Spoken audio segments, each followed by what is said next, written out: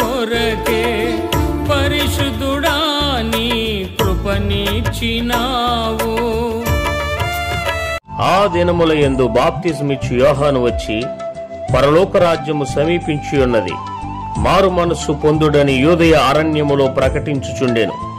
ప్రభు మార్గము సిద్ధపరచుడి, ఆయన త్రోవలు సరాలము చేయుడని అరణ్యములో కేకవేయునొకని శబ్దము అని ప్రవక్త అయిన యెషయా ద్వారా చెప్పబడిన వాడితడే. ఈ యోహాను ఒంటి రోమముల వస్త్రమును మొల చుట్టూ తోలుదట్టియు ధరించుకొనువాడు. మిడతలను అడవి తేనెయు అతనికి ఆహారము. ఆ సమయమున యెరూషలేము వారును యూదయ వారందరూ యోర్దాను నదీ ప్రాంతముల వారందరూ అతని యొద్దకు వచ్చి తమ పాపములు ఒప్పుకొనుచు యోర్దాను నదిలో అతని చేత బాప్తిజం పొందుచుండిరి. అతడు పరిసయ్యుల్లోనూ సద్దూకయ్యుల్లోనూ అనేకులు బాప్తిజం పొందవచ్చుట చూచి, సర్పసంతానమా, రాబోవు ఉగ్రతను తప్పించుకొనుటకు మీకు బుద్ధి చెప్పిన వాడెవడు? మారు మనస్సుకు తగిన ఫలము ఫలించుడి.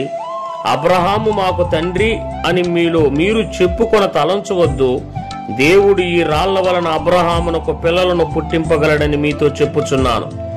ఇప్పుడే గొడ్డలి చెట్ల వేరున ఉంచబడి ఉన్నది గనుక మంచి ఫలము ఫలింపని ప్రతి చెట్టును నరకబడి అగ్నిలో వేయబడును. మారు మనస్సు నిమిత్తము నేను నీళ్లలో మీకు బాప్తిజం ఇచ్చున్నాను. అయితే నా వెనుక వచ్చుచున్నవాడు నాకంటే శక్తిమంతుడు. ఆయన చెప్పులు మోయుటకైనను నేను పాత్రుడను కాను. ఆయన పరిశుద్ధాత్మలోను అగ్నితోనూ మీకు బాప్తిజం ఇచ్చును. ఆయన చేట ఆయన చేతిలో ఉన్నది. ఆయన తన కళ్ళమును బాగుగా శుభ్రము చేసి గోధుమలను కొట్టులో పోసి ఆరని అగ్నితో పొట్టును కాల్చివేయనని వారితో చెప్పాను.